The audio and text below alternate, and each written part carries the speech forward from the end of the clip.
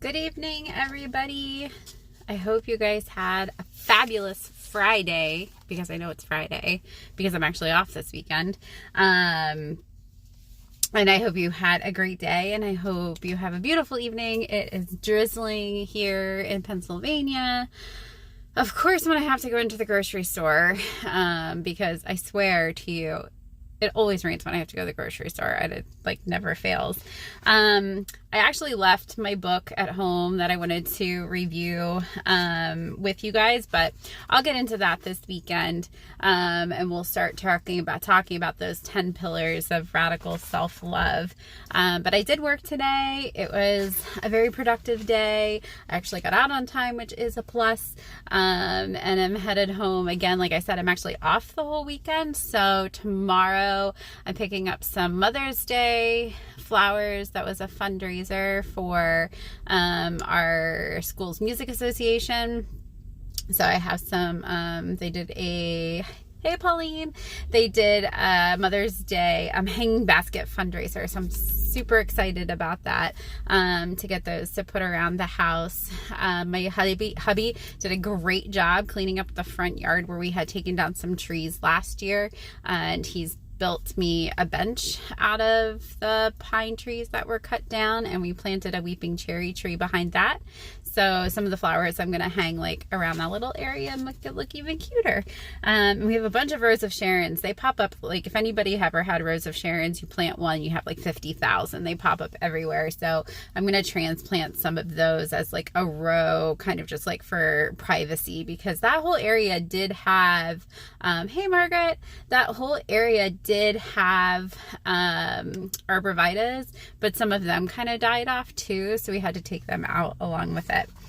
So I did get my syllabi for this coming semester for school. It's one of those quicker summer semesters, so it starts this coming week, and then it ends actually in June. So it's actually super fast.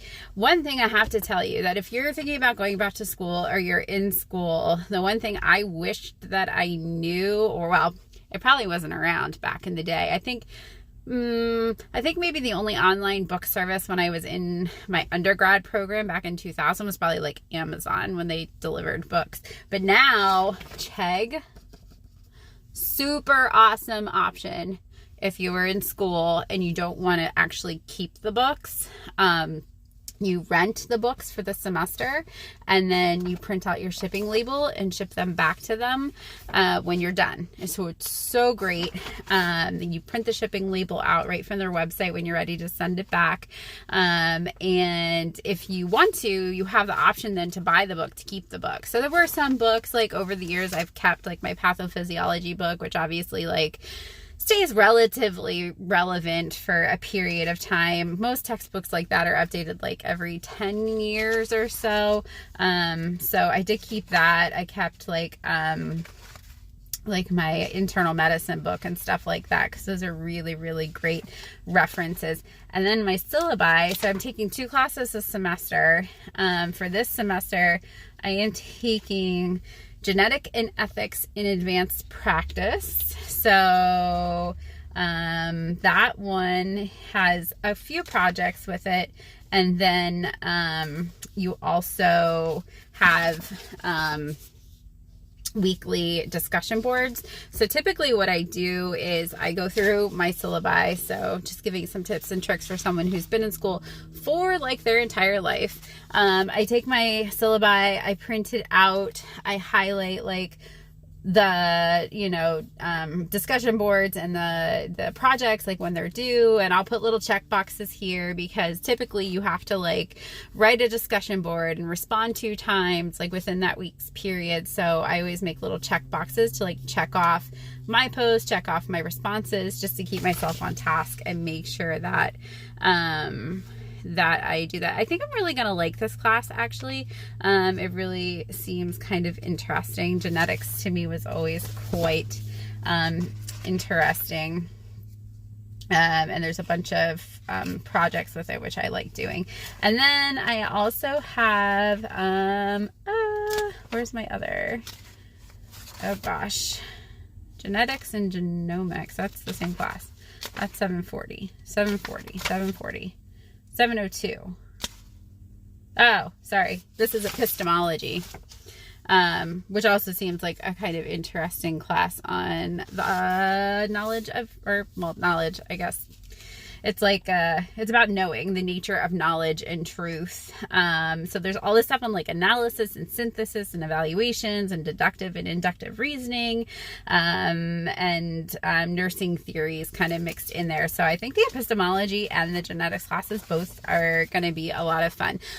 And when I was in my master's program for my family nurse practitioner part through Widener University, which is in Chester outside of Philly, I was actually inducted into the Sigma Theta Tau. So that's the International Honor Society for Nursing. So I was inducted into that my last year, my FNP program. So that was super exciting. That was always the goal of mine, was to get into the Honor Society. I had already been a member of Psychi, which is the psychology honor society. And so that was, that was a great honor for me. A funny story. So we took my grandparents along. Like, my grandfather always, thanks, Margaret. My grandfather always said how he wouldn't be around for my kids' graduations, which just broke my heart. And he did pass away shortly after my graduation from that FNP program. But we were able to take him along to my Eta Beta Sigma Theta Tau induction ceremony, which was so much fun. And we were coming home on the turnpike, and this is before I had Easy Pass for the turnpike. So I put my window down to pay the toll, and my window got stuck down. So there's all of us packed into my SUV with my window stuck down in November in Pennsylvania. So it was cold. Like, halfway home, my grandma's like, who has their window down? My grandfather's like, it's been stuck for like an hour. So we ended up having to stop at like a Home Depot to get the plastic to put over the window because it was so freezing cold on the way home. So fun story. I know, fun story to kind of remember that day. But I just remember how proud he was. And with Jake's graduation coming up next month, I know that he would be super proud of him too. And just, elated that he's going to an international school. My grandfather spent a lot of his adult years studying German, and just loved, trying to speak German. And my grandparents, I forget what year it was. So there's only 2 towns named Wummelsdorf in the whole world. There's one in Germany and there's one in Pennsylvania. And our church is in Wummelsdorf, Pennsylvania. And they had an exchange program where people from our church went over to, my grandma's family's from outside Pittsburgh too, Margaret. That's so cool. So, like, they had this exchange where people went to Wummelsdorf, Germany, and then people from Wummelsdorf, Germany came to our church and stayed with people from our church. And funny part is, if anybody knows, like, the Reading, Pennsylvania, Lancaster, Pennsylvania areas, there's a lot of outlets, discount outlets. So Hershey has, like, a big outlet. There's Tanger outlets. And I think, like, Lancaster area, the Philadelphia premium outlets, where you can get tons of discounted stuff from brand name shops. And the ones in Reading had the Lee denim outlet. And they all came to church in, like, jean vests and jeans because they were so much cheaper here than they were in Germany. And it was just really funny to me that they did that. So anyway, how did I get on this topic? I have Eta Beta, Sigma Theta Tau. I remember. Okay, so anyway, both of my professors for these 2 classes, I actually met through the Eta Beta spring and fall dinners. that, pre-COVID I would try to go to every time. It's such a great opportunity for networking with the undergrad nurses, with the, the professors and the deans of both the Harrisburg and the Chester campus. And so actually the dean of the Harrisburg campus taught my last class, and I'm hoping to eventually be like an adjunct faculty through Widener at some point. And so I've connected with her multiple times. But the two professors for these two classes, I've also met at my Eta Beta dinners, and they're so fabulous. They're so much fun. It's fun to get to know them in like a dinner with wine scenario, but I know that they're fabulous people, and these are going to be fabulous classes. So I'm really, really excited about it. I'm a total nerd. I will admit it full out. I have been in school forever. I literally took 3 years off after I had my daughter, and 3 years off after I finished my postmaster's. And that is like the only time in my entire life since kindergarten that I have not been in school. So I'm a professional student on top of a nurse practitioner. But I love it. I love writing papers. I actually love taking exams. I'm just a total full out nerd, and I'll totally admit it all the time. And then I quickly transition at the end of August, while we're in Ireland, so I'll have to figure that out, to my next semester, where I'm taking my second research class. Not my forte, but we do what we got to do.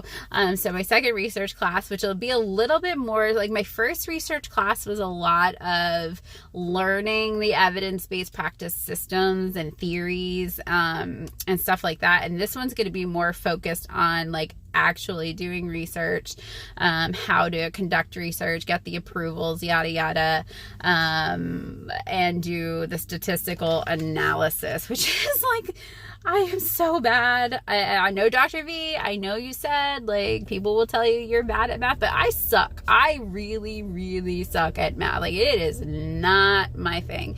Hey, Petula, it's good to see you.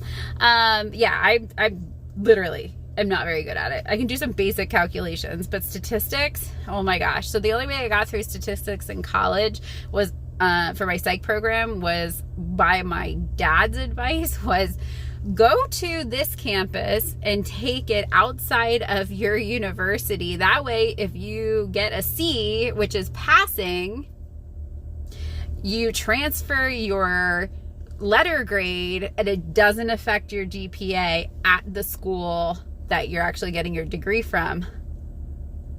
That was fantastic advice, because I got a C to barely pass the class, but I transferred the credits and not the grade back to my university, and I still graduated with a 3.8 GPA because it didn't affect it, because it was just the letter grade. I mean, just the credits. So, oh, hey, thanks, Shannon. That's great. I try. I grew up as an ICU nurse. That's where I started right out of nursing school. And they, critical care is a tough field. It's tough mentally, it's tough physically, it's tough emotionally. So it really, really makes you a great advanced practitioner when you have a solid ICU background. So I'm all about that. Yeah, Margaret, I should do some affirmations that I love math. I don't know. But I try not to talk about it so much anymore, because my son is flipping amazing with math. He's taking his AP calculus exam in a couple weeks. He is brilliant, way beyond anything I can do with math. But my daughter struggles more. But I try not to talk about it anymore, because then she's like, oh, well, I just suck at math. And I'm like, no, you don't. I'm like, you need to work harder than your brother. It comes more naturally to him. But if you work at it and you keep studying it, you will get better, and it will get easier. So I try not to talk about it anymore, because then she just is like, well, I'm not good at math either. I'm just like, mommy. I'm like, okay, we're not going to talk like that anymore. So yeah, so chegg for your books, especially if you're not planning on keeping them, because you can send them right back. I wish I could just meld my brain to his and get that math genius out. The funny thing is, I was actually pretty good at chemistry. I was really good with the biology stuff. Microbio, not so much, just wasn't my thing. All those long technical germy names I could just not remember. But I was also in college, and lack of sleep doesn't help. I swear, after my freshman year, I would never take a 7:30 a.m. class because they sucked. Having to get up and go to class, even though it was 10 feet from my dorm room. They were awful. I swore I'd never take one, but I swear to you, every semester I had one that I had to take because it was the only time they offered it. Go figure. Oh my gosh. But yeah, the fall semester is my EBP class, so we'll see how that goes. Supposedly it's just a small bit of statistics, so maybe it'll sink in better now than it did, 20 years ago. And I actually had 3 credits open that I had to take an elective because I actually have 2 semesters I have to pick electives. So I'm taking a leadership class I'm really excited about. I'm not contemplating doing my MBA or anything like that. Administration really isn't kind of my forte.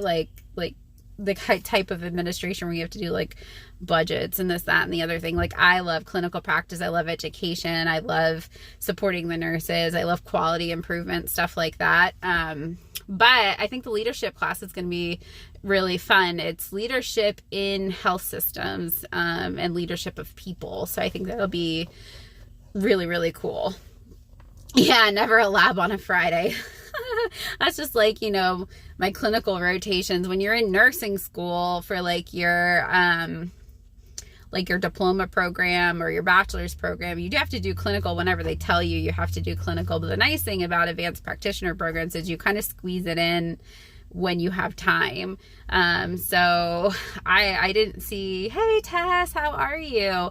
I feel like I didn't see my kids for years because I was working full time and I was in school full time. So every waking moment I was either studying, doing clinical hours. I was either at the hospital or in a doctor's office 80 hours a week for about 4 years to get all of that work done.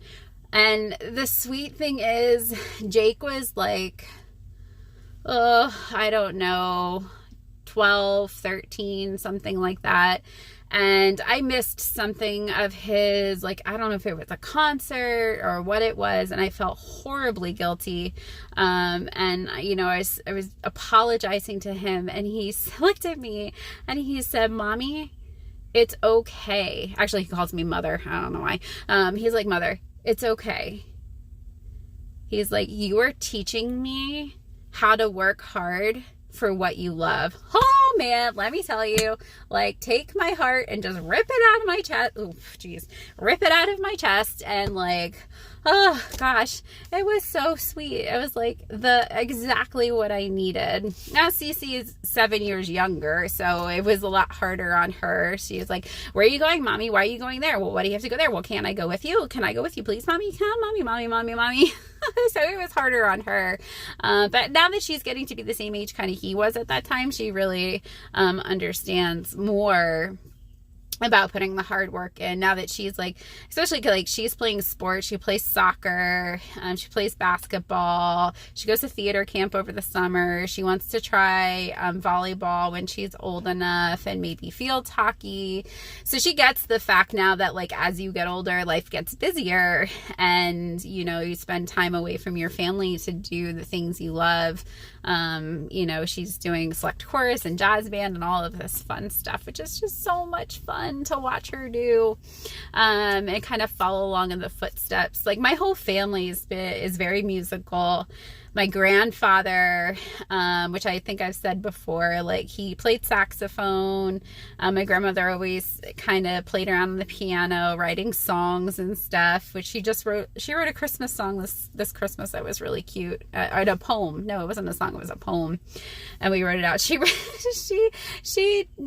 an anniversary song for my parents.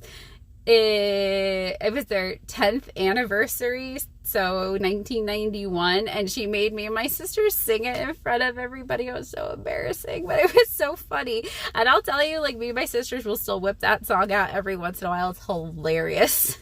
It's so funny. I'm one of 4 girls, and it's so funny. My baby sister was a baby at that time, so she got out of having to sing it, but yeah, it was funny. But then my aunt, she lives in San Francisco. She's an actress. She's been on TV commercials and TV shows and movies and like DVD sets and stuff, like lots of fun, lots of plays, national tours and stuff like that. She did, like, I think it was the longest running, show of the 3 Penny Opera that was in San Francisco. She did that. I actually just found the little like bookmark that she gave me from that, and recording a video. No, it was 1991. Nobody had a video camera. Thank God. That was pre like Facebook Lives, and oh, but that would have been all over Facebook, you know it. Anyway, I gave that little bookmark from Celia's show to Jacob to take with him, since he is going into performing arts, as like, you know, a memoir of something that my aunt has done and has, you know, really inspired him to follow his dreams and his passions. And oh, thank you. I've been playing classical piano since I was 5. My sister Ashley also took piano lessons, and we took them from my dad's piano teacher. So how cool is that? My dad is a church organist, fabulous, absolutely fabulous piano player. He sings too. We all sang like in the church choir and in, you know, school choir and school band and marching band and jazz band and all kinds of fun stuff, and did the musicals. I was the only one on stage, but my other sisters did pit band, which was fun. And so, yeah, so we're kind of carrying that forward. Jake is going to be a performing arts theater major. Thank you, Margaret. And so in Ireland, it's set up that like you have your major, but then you have 2 other areas of focus. He didn't really call them minors per se, like they do, like you have your major and your minor over here, but he's also going to study history and law. He wanted to do political science and history. He loves like historical based plays and like politically based writings. But so he's going to do law and history along with it. So I think that's going to give him really great opportunities, because he doesn't only just want to perform, he wants to write. I said, you know, it would probably be pretty easy to move forward and get like your teaching certificate and teach history classes or teach, you know, acting classes or whatever. So he's got such an amazing future. And this kind of all brings me back to what I was talking about. It's like my grandfather, you know, started the love of music and theater in our family, and it's just carried on for generations. And I think he would have been super, super proud of Jake. I know he would have been super, super proud of Jake. And Cece too. It's so great. So like, Jake and I are doing, hey Amy, how are you? Oh, thank you. We are doing a performance of Into the Woods together this summer with our local theater group in our school district. It was started years ago, and you used to have to like have graduated and or worked in the district, and it was limited to like adult age, but now they've kind of opened it up. We did Oliver 2 years ago, so I got to do a show with both of my kids, which was so much fun. Hey Velma. So much fun. And then of course with COVID last year we were supposed to do Into the Woods, but it got canceled, and now we're doing it this year. We're doing it outdoors. So we're going to have a 3-tiered set outdoors in the woods to do into the woods. I am Grandmama. That Red Riding Hood's grandmother. And Jake is the I forget what he's called, like the court escort for the prince or whatever like that. So it's going to be so much fun to do another show together. Poor Cece, unfortunately, with COVID and stuff, isn't going to be doing it. And there's not really any kid parts in that show. We're doing the Stephen Sondheim version, which is kind of, well, it's a little more dark. Thanks, Margaret. Yeah, it's so much fun to like just be able to do these things together. But even though Cece doesn't have the opportunity to do this show with us, she's going to do, hopefully, if everything works out, I keep smacking myself with this string, do 3 weeks of theater camp this summer, and then do a performance of Footloose Junior with another local community group. So that's going to be so cute. Oh my gosh. 2 years ago was the first time she sang a solo. She started taking voice lessons prior to COVID. She has a beautiful little voice. And Elizabeth, if you're watching or you hear this, she can't wait to come back and she misses you. So she 2 years ago started singing solos at theater camp. So she's already like thinking about what she wants to sing at theater camp this year, and it's so cute and so fun. And she's like such this like dynamic little personality, but when she gets up there you can tell she's nervous, but she shouldn't be. She's fabulous. So she'll do theater camp, and then Jake said he's planning on coming home during the summers, between the school years, to do the summer shows with us. So hopefully we'll be able to continue on the summer show tradition for a few more years, all together. Sorry, like really thirsty. Wow, so this is just me rambling on about stuff. Like I said, tomorrow I'll pull out the book. We'll start exploring these 10 pillars for radical self-love. I know, Tess, isn't it such great memories? Like, it makes me so happy to have these opportunities to do stuff with my kids that, like, it's just like, we'll never forget. I'll never forget. They'll never forget. It's just so much fun. But yeah, I'll pull out the book.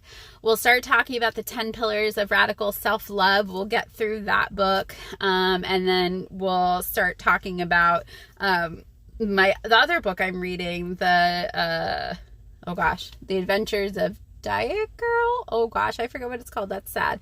But it's a really, really interesting book, about a woman's journey through obesity and Weight Watchers. So we'll kind of talk about the Weight Watchers whole thing. I learned a lot from that podcast I talked about, Maintenance Phase. They did a whole episode just on Weight Watchers and how it was formed and kind of how it's, ebbed and flowed over the years. Like, there's been these peaks where like people are all about Weight Watchers, and then it kind of like fades away, and then it kind of comes back, and like there's a really interesting history behind it. So we can talk about that too. Now that it's raining even more, I am going to go in and get milk and bananas, because that's what we need from the grocery store. Supplemental grocery feeding, or grocery shopping on my way home from work. So tomorrow, I have to pick up those flowers after I go to Zumba. My kids have a rehearsal in the morning. Cece has a soccer game. Jake's getting his second vaccine.